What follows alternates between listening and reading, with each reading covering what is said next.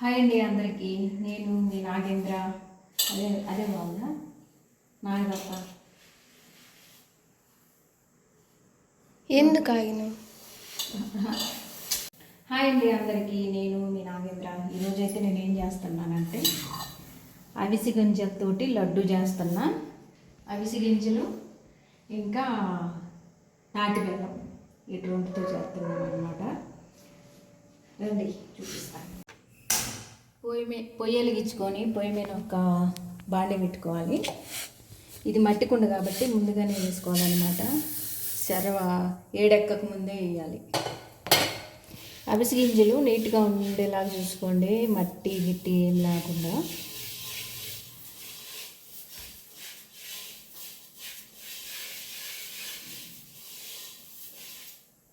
ఈ చిటా చిటా అని ఇందాక వేసుకోవాలన్నమాట. ఎగింది అదంతా బాగా తెలుస్తుంది.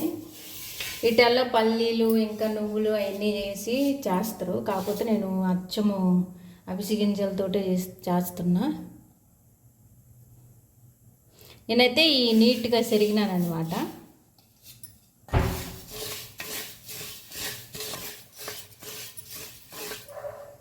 స్టవ్ అయితే సిమ్లో పెట్టుకొని వేపుకోవాలన్నమాట, మాడిపోకుండా. సిమ్లో పెట్టేపితేనే లోపల దాకా ఎగుతాయి, లేకపోతే హైలో పెట్టినమంటే మాడిపోతాయి అన్నమాట త్వరగా.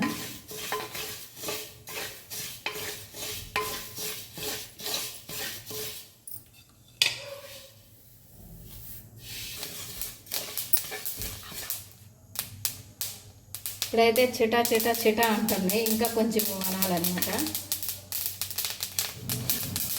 సౌండ్ చూసిరా ఎట్లా వస్తుందా కదా, బాగా వస్తుంది కదా. చటా బేరుతుంది. చేతికి కొంచెం తేమ ఉన్నా సరే చేతికి అతకపోతాయి, బంగ ఉంటాయి.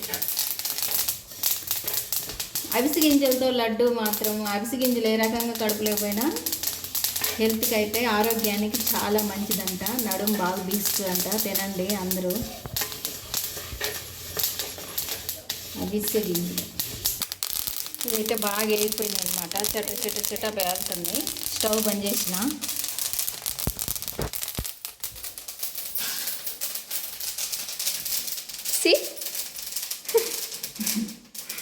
ఇప్పుడు ఒక ప్లేట్లో తీసుకొని.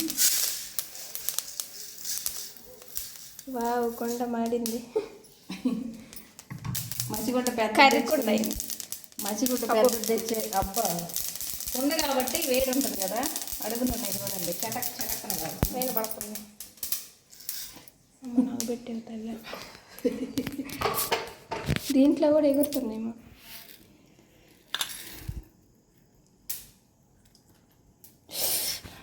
నవ్వులుతుంటే అయితే మంచి వాసన వస్తాయి. ఇవి అయితే చల్లారిన దాకా ఆగాల్సిందే. వేడి మిక్సీకి వేయకూడదు. రోల్ అయితే వెళ్ళలేదు, రోట్లో దంచి చేసేదాన్ని. లేకపోతే ఇప్పుడు చల్లారిన తర్వాత మిక్సీకి వేసి లడ్డూలు చేస్తాం. సరేనా? బాయ్. పూర్తిగా చల్లారిపోయాయి అనమాట ఇవి. ఇప్పుడు మిక్సీకి వేస్తాం.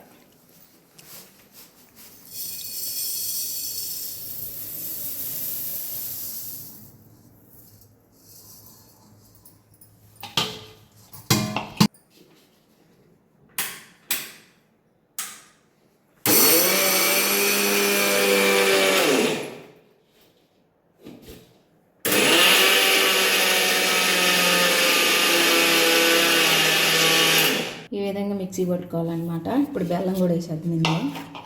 తాటి బెల్లం ఇట్లా కచ్చాపచ్చాగా నలగొట్టినాను నేను.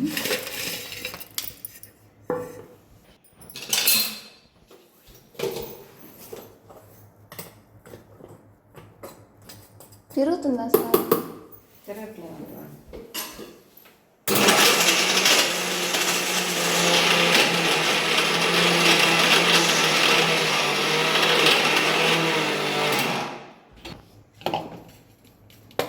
అట్టి బెల్లం కచ్చాపచ్చాగా దంచుకొని మిక్సీలో వేసినవంటే మిక్సీ బ్లేడ్ ఎగిరిపోయేలాగా ఉందనమాట. అస్సలు మెదగట్లేదు. కాబట్టి కొంచెం మెత్తగా దంచుకొని వేసుకుంటే కొంచెం మన మిక్సీ కూడా సేఫ్టీగా ఉంటుంది.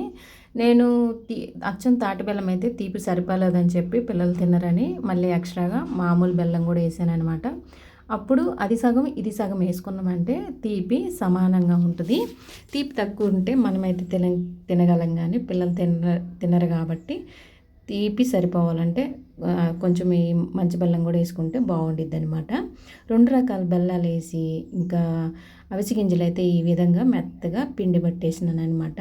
మరీ మెత్తగా కాకుండా కొంచెం బరకగా తీసుకుంటే అప్పుడప్పుడు పంట కిందకి పలుకుల్లాగా వచ్చి మంచి రుచినిస్తుంది అనమాట.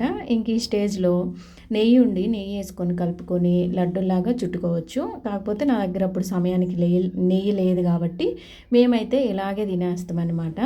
అప్పట్లో మనకైతే నువ్వు పిండి లడ్లు, అదేంటి ఎర్చనపప్పు లడ్లు ఇలాంటివన్నీ మంచి తిండి తిన్నాం మనం. కానీ ఇప్పుడు అంతా డమ్మీ తిండి అనమాట మన పిల్లలకి. అప్పుడప్పుడు ఇలాంటివి చేసిస్తే కొంచెమైనా బలం ఉంటుంది అన్నది నా అభిప్రాయం అనమాట.